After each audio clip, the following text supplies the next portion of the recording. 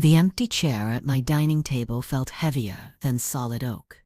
That Thanksgiving heavier than the accumulated weight of 70-odd years lived and loved. And yes, sometimes left behind. It wasn't just empty, it was a void. A silent scream in the otherwise quiet house, filled only with the faint, lingering scent of cinnamon and my own solitary breathing. I had said it, of course. A foolish, hopeful ritual performed every year. A small act of faith that maybe, just maybe, this would be the time the silence didn't stretch quite so wide. I laid out the good china, the set my mother had given me. Fragile things painted with little bluebirds, the kind of birds that were supposed to symbolize happiness and cheer. They looked particularly forlorn against the white tablecloth that day, perched on plates that would remain undisturbed, their painted wings unable to lift the leaden feeling in my chest. He was supposed to call, just a quick call. "Happy Thanksgiving, Grandma." That's all it took. A few words, a voice across the wire, a connection that said, "You are thought of. You are remembered." It wasn't an unreasonable expectation. Not for the boy I had bounced on my knee. The child whose scraped knees I had kissed, whose first wobbly steps I had applauded with tears in my eyes. Michael. My Michael. The one who was supposed to be different. The one whose little hand used to find mine so readily. Whose drawings of lopsided houses and stick-figure families always included me. Standing tall and smiling broadly, usually with an extra flower or two tucked into my drawn hair. But the phone stayed stubbornly, agonizingly silent, ringing only with automated spam calls, or the occasional well-meaning but brief check-in from a neighbor, oblivious to the specific ache that Thanksgiving Day was carving into my heart. My daughter Sarah, his mother, called, of course. A hurried, slightly breathless 5 minutes squeezed in between, basting the turkey and corralling the younger cousins. "Happy Thanksgiving, Mom. Everything okay? We're just swamped here. House is full of people. Michael sends his love. Gotta run. Talk soon." Love sent through an intermediary. A second-hand greeting devoid of personal touch, like receiving a forwarded email instead of a handwritten letter. She didn't ask if I was doing anything, if I had company, if I needed anything. My son, Tom, managed a text message, a turkey emoji. That was it. A small, cartoonish bird on a screen, utterly inadequate to fill the vast emptiness spreading around me. But it was Michael's silence that echoed loudest. Not even a text? Not an emoji? Nothing. As the afternoon bled into evening, the golden light outside fading into a bruised purple, then a deep, starless black. The hope I had clung to withered and died. I hadn't just been forgotten, I had been erased, at least from the consciousness of the one person I had perhaps invested the most fragile, vulnerable part of my heart in. The boy who used to beg for my stories, who loved my slightly burnt cookies, who thought my ancient rose garden was the most magical place on earth. How had that bond frayed? When had the threads snapped, one by one, until there was nothing left but the ghostly outline of what had been? I sat there in the quiet, the uneaten Thanksgiving meal I had prepared sitting cold on the counter. Just enough for one, a small turkey breast, some mashed potatoes, cranberry sauce from a can because it was his favorite when he was little, though I doubt he'd remember now. It wasn't about the food, of course. It never was. It was about the ritual, the shared moment, the simple acknowledgement of existence and connection. It was about being part of something, a family, a continuum. But that day, I felt like an island, adrift and invisible, the currents of their busy lives pulling them further and further away, leaving me stranded. The silence wasn't just absence, it was a statement, a clear, undeniable statement, that I was no longer a priority, no longer necessary, no longer even an afterthought on a day explicitly set aside for gratitude and family. And in that profound stillness, surrounded by the ghosts of Thanksgivings past and the heavy reality of the present, a different kind of stillness settled within me, a stillness born not of peace but of a cold, hard certainty. Things had to change. The quiet stretched into weeks, then months. Thanksgiving came and went, leaving behind a faint, bitter aftertaste. that lingered like the smell of stale wood smoke. Sarah called eventually, sometime in December, full of apologies that felt perfunctory, like lines read from a script. "Oh, Mom, I'm so sorry about Thanksgiving. Things were just crazy. Michael was running around, you know how teenagers are. Teenagers. As if hitting 18 suddenly renders one incapable of dialing a phone or tapping out a few words on a screen. It was an excuse, thin and transparent, draped over a deeper indifference. She didn't understand. She couldn't or wouldn't understand that it wasn't just about the call. It was about the pattern, the slow erosion of worth, the feeling of being consistently placed last on a list that seemed to grow longer and longer with every passing year. Tom, my son, didn't mention it at all. He rarely mentioned anything that didn't directly impact him or his own immediate family. His conversations were transactional, updating me on some minor achievement of his kids, not Michael but his other children from a second marriage, asking if I could help with something small, always something small, nothing that would require real effort on his part, or making veiled inquiries about the house, about my health, about my plans that inevitably involved the disposition of my assets. It was always about what I had, what I possessed, never about who I was or how I felt.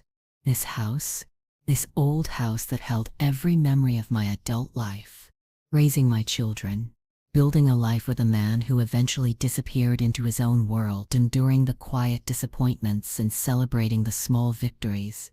It was a character in their narrative, but only as a prize, a potential inheritance, not a home.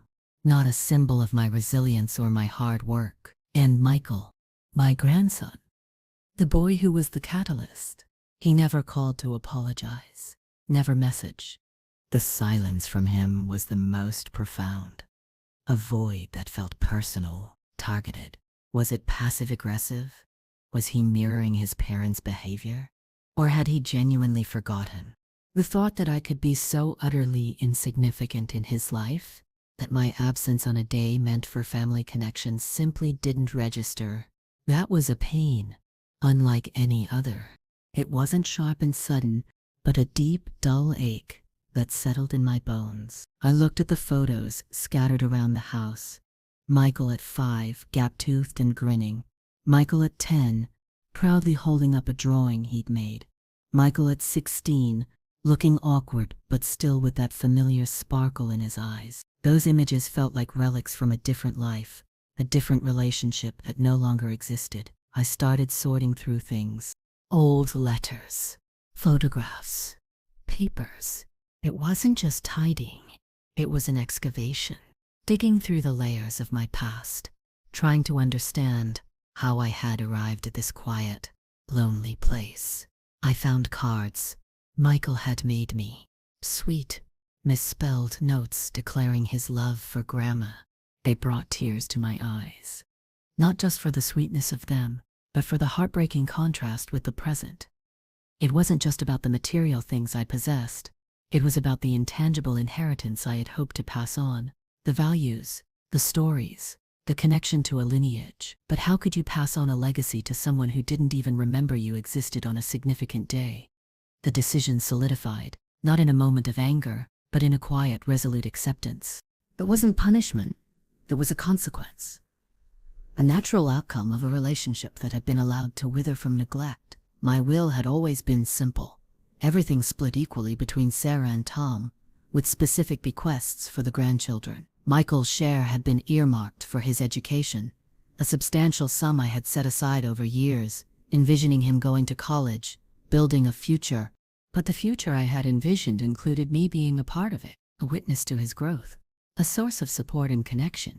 That future seemed to have dissolved, replaced by this indifferent present. What was the point of leaving a substantial inheritance to someone who had so clearly indicated that I held no significant value in their life?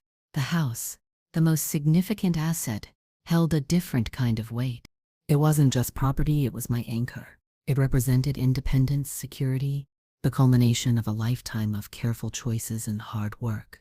It was the one thing I had full control over, the one tangible symbol of my ability to stand on my own 2 feet. It wasn't just a roof over my head, it was the repository of my memories, a quiet witness to my life's journey, and I knew with absolute certainty that its fate had to reflect the reality of my relationships, not the fantasy I had once held onto. The legal office was hushed and cool, a stark contrast to the turbulent emotions I was navigating. Mr. Davison was a kindly older gentleman, his eyes crinkling with mild concern as I explained my wishes. He had handled my affairs for years, seen my children grow up, heard the occasional proud story or quiet worry about them. He knew the broad strokes of my life, but not the intricate, painful details of the unraveling.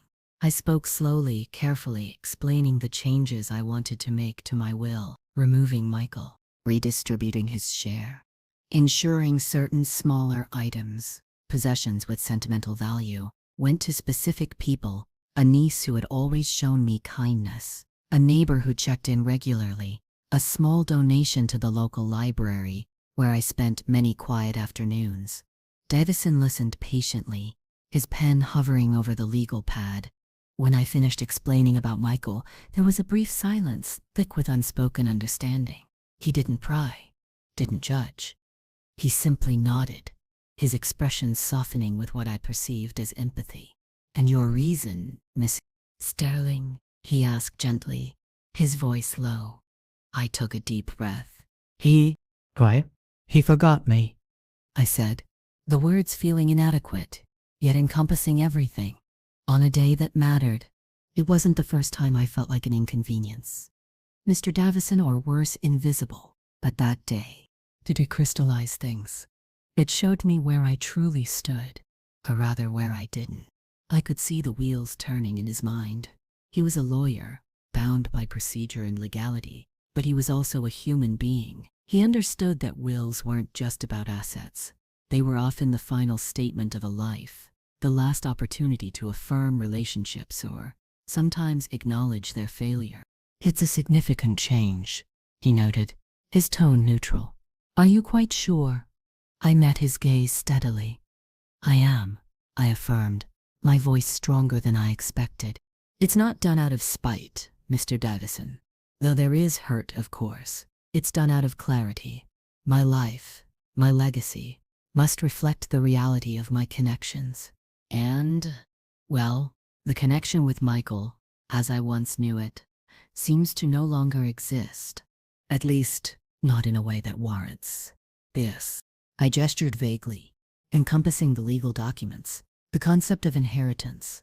We went through the specifics, reallocating Michael's intended portion to his siblings, my other younger grandchildren, through Tom's second marriage, children I saw more often, children who still hugged me spontaneously, adding clauses about the house, ensuring it would be handled according to my wishes. It was a complex process, dry and technical on the surface, but emotionally charged for me. Each clause felt like another brushstroke on the final portrait of my life, defining not just what I left behind, but who I was at the end. As I signed the new documents, my hand felt steady. There was no tremor of doubt, only the quiet weight of a momentous decision made. It felt both liberating and profoundly sad. Liberating to reclaim control. Sad to acknowledge the depth of the chasm that had opened within my own family. The days that followed felt different, lighter, yet also tinged with a new kind of awareness. It was as if I had shed a heavy cloak of expectation and disappointment. I stopped anticipating calls that didn't come, stopped making excuses for absences. I began investing my energy elsewhere, in my garden, which flourished under my renewed attention, in connecting with the neighbor, Mrs. Gable, a woman with a twinkle in her eye and a sharp wit, who genuinely enjoyed my company, in volunteering at the local animal shelter, finding solace in the unconditional affection of creatures who had also known neglect, but still offered boundless love. I saw Sarah occasionally, usually for a brief, scheduled lunch that felt more like an obligation than a connection. She would talk incessantly about her life, her work, her minor frustrations, rarely asking anything substantial about mine. Michael's name would sometimes come up, a fleeting mention of college applications, or a new part-time job. I would listen, offer polite questions, but I no longer chased the conversation, no longer probed for details. no longer held my breath, hoping for a sign of renewed connection. The ache was still there, a phantom limb pain, but it was no longer debilitating. I had accepted the amputation. Tom remained consistent in his inconsistency. He'd call when he needed something, or when he wanted to subtly probe about my finances or health. Just checking in, Mom. Making sure you're taking care of yourself. You know, estate planning is so important at your age.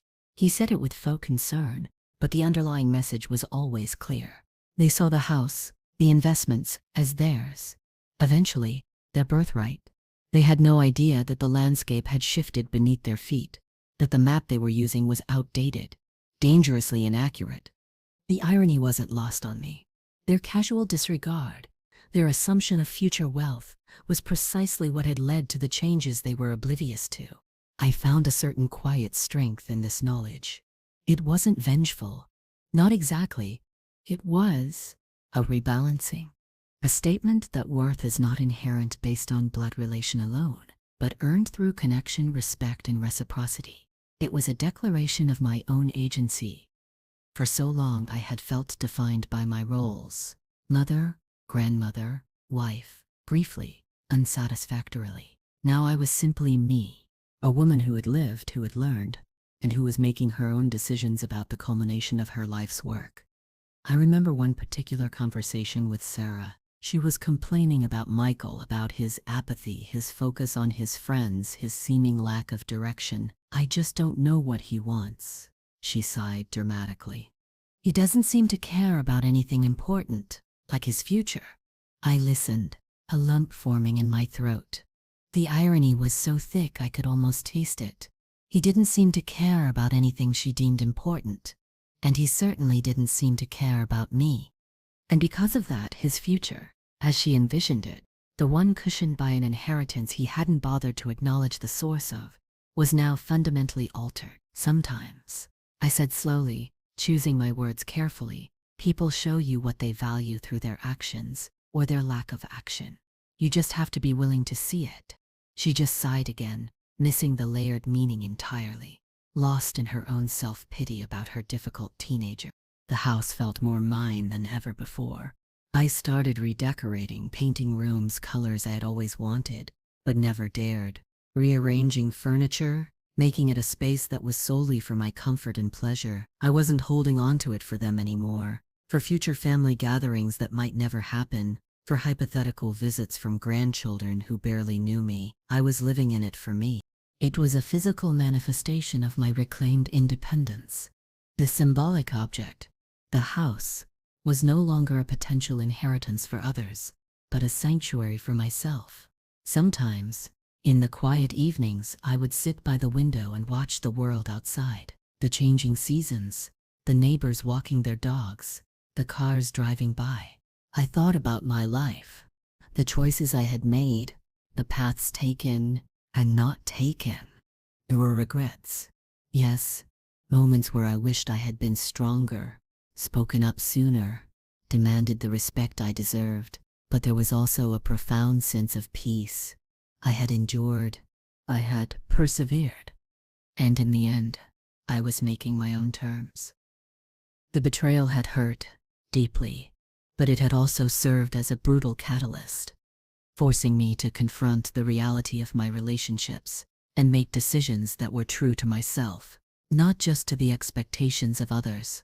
It was a bittersweet victory, built on the foundation of a painful abandonment. The holiday season approached again, a year after that silent Thanksgiving. This time, there was no setting of an extra place, no foolish hope clinging to the phone. I had made plans with Mrs. Gable and her family, a warm, chaotic gathering where I knew I would be welcomed and appreciated.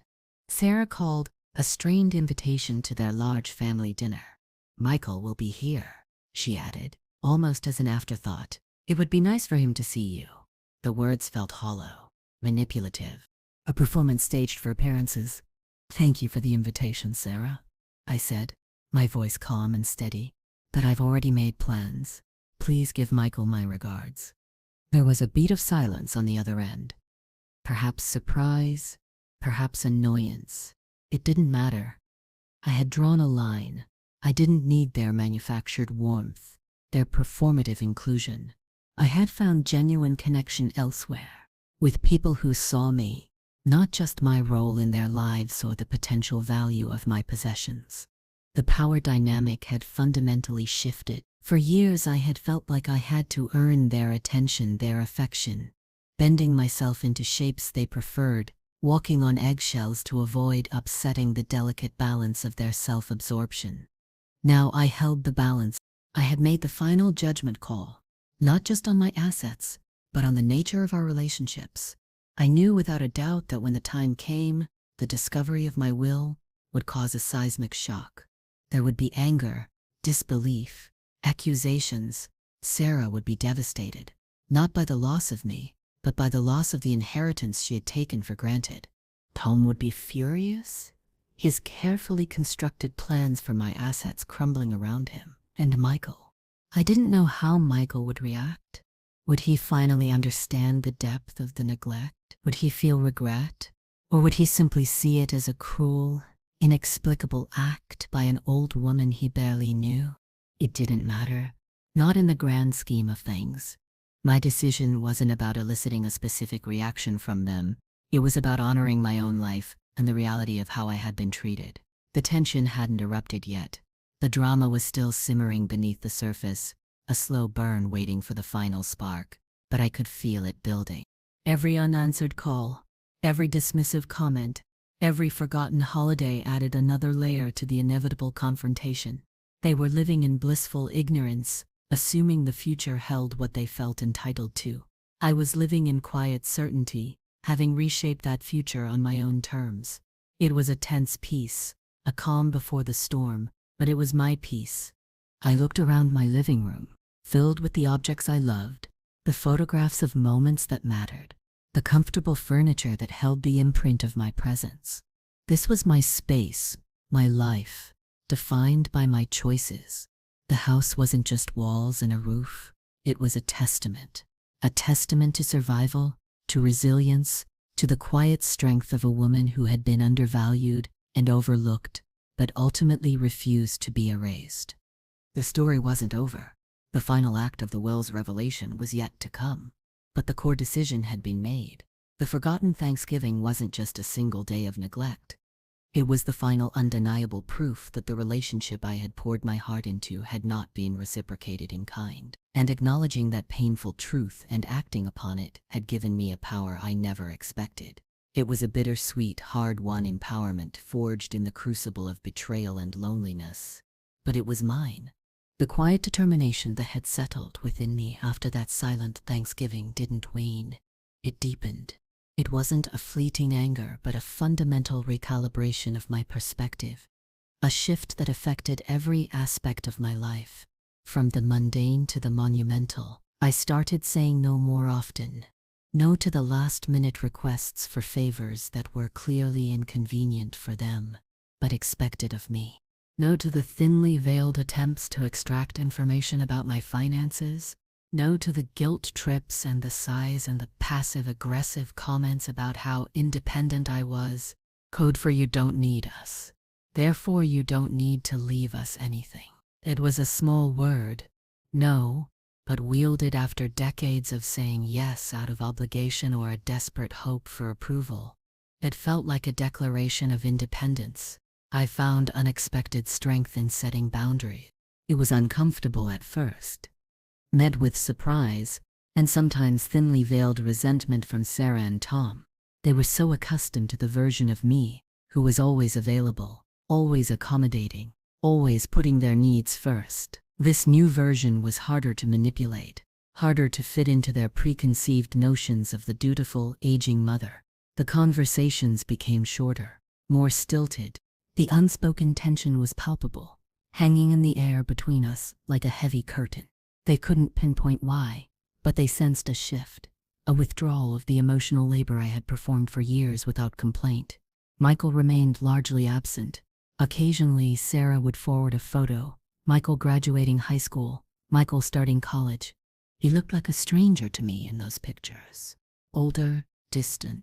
There was no accompanying note from him, no personal connection, Just a photographic update delivered through a third party, confirming the chasm that existed. It reinforced my decision, solidified the painful truth that the bond I had cherished had either never been as strong as I believed, or had simply dissolved over time, replaced by the demands of his own life and the priorities instilled, or not instilled, by his parents.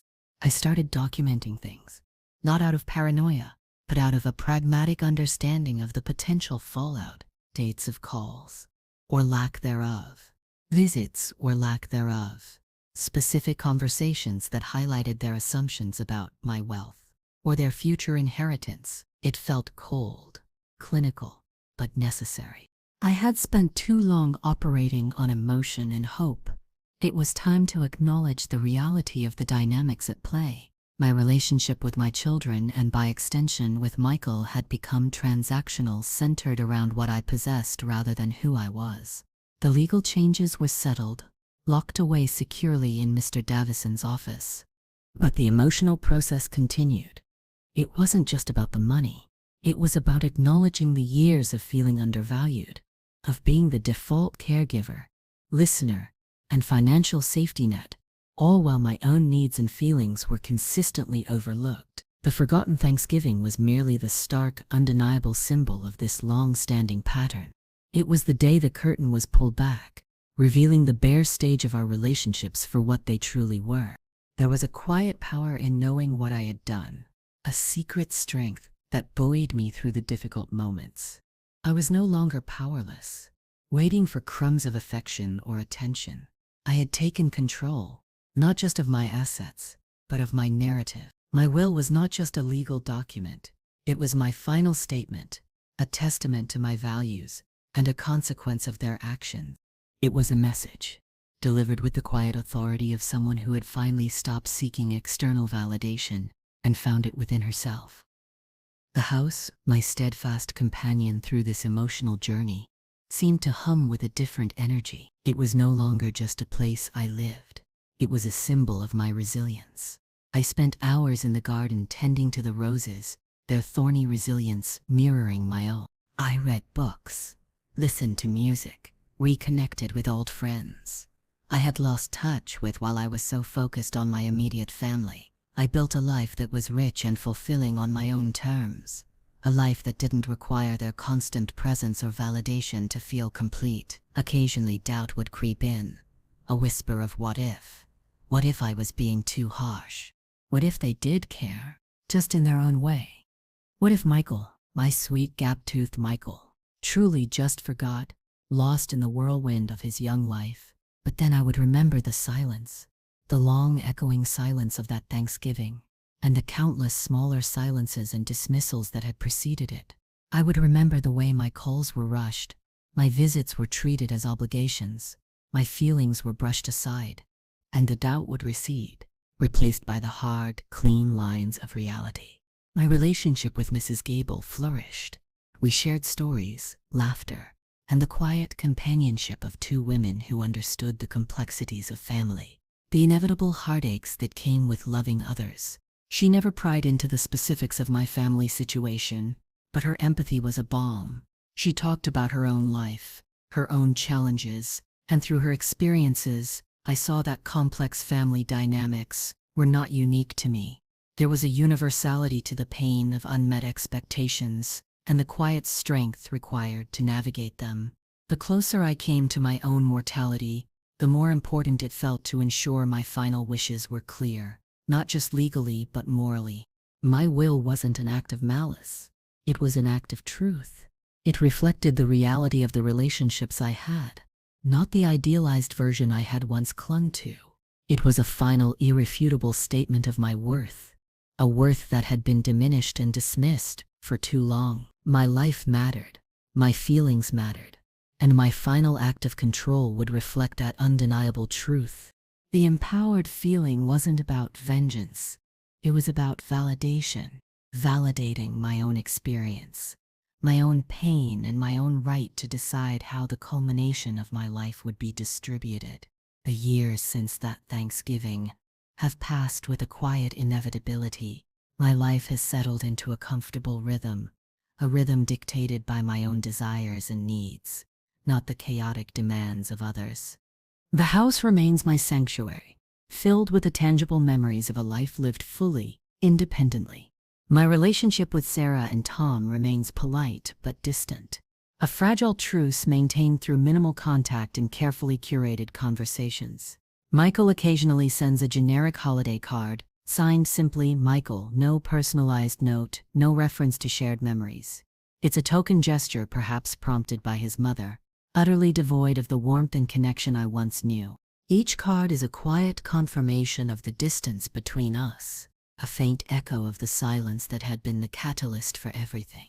I am older now, my steps a little slower, my body not as resilient as it once was, but my spirit feels lighter, unburdened by the weight of expectation and disappointment. I have made peace with the reality of my family relationships, accepting them for what they are rather than what I wished them to be. The decision regarding my will, initially born from hurt and a need for clarity, has evolved into something more profound.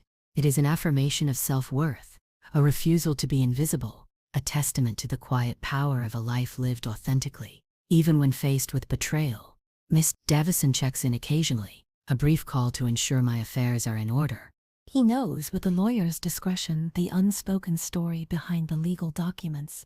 He understands that some legacies are not measured in dollars and cents, but in the courage it takes to stand firm in your truth even when that truth is painful and challenges the expectations of others. He represents the practical side of my decision, the legal framework that will ensure my wishes are carried out, but the emotional core remains deeply personal. I think about that empty chair sometimes, that silent Thanksgiving. It no longer fills me with overwhelming sadness or resentment. It serves as a reminder, a marker of a turning point.